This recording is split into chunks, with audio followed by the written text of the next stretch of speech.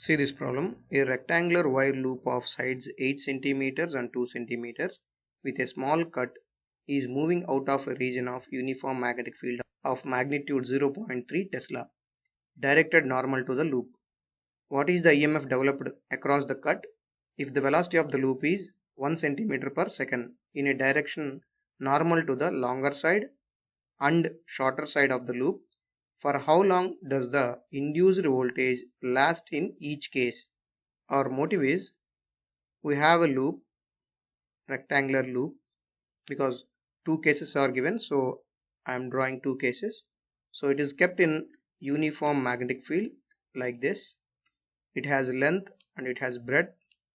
Now I am dragging this loop normal to this field towards the longer side and here towards the shorter side. By dragging, we are changing the area which is experiencing this magnetic field so that EMF will be generated. So that EMF we need to find out. And one more, time required to take out the EMF generation. So TA is also required. That means whenever this loop will go out of this magnetic field, then the generating of EMF will be closed.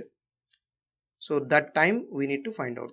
And here also the EMF generated in the loop when you are dragging towards the shorter side, EB is equal to what, and the time required to take out the EMF from this loop, that is also we need to find out.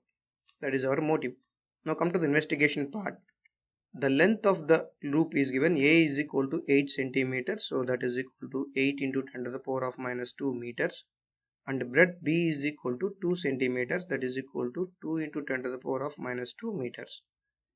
And the magnetic field B is given, B is equal to 0.3 Tesla. And the velocity of the loop is given, that is V is equal to 1 centimeter per second. So that is equal to 10 to the power of minus 2 meter per second. Now consider the first case. So in this case, the EMF generated is equal to B into L into V, where L is the length of the conductor through which you are dragging. So here it is A, so I can write BAV here, that is equal to B is 0.3 and A is 8 into 10 to the power of minus 2 and V is 10 to the power of minus 2. That is equal to, here you will get 24 into 10 to the power of minus 5 volts, and time required to take out the EMF.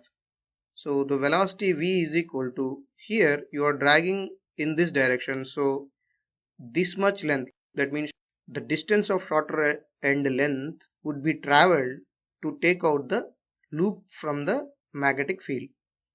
So the whole loop traveled this much distance. So velocity V is equal to distance B by the time.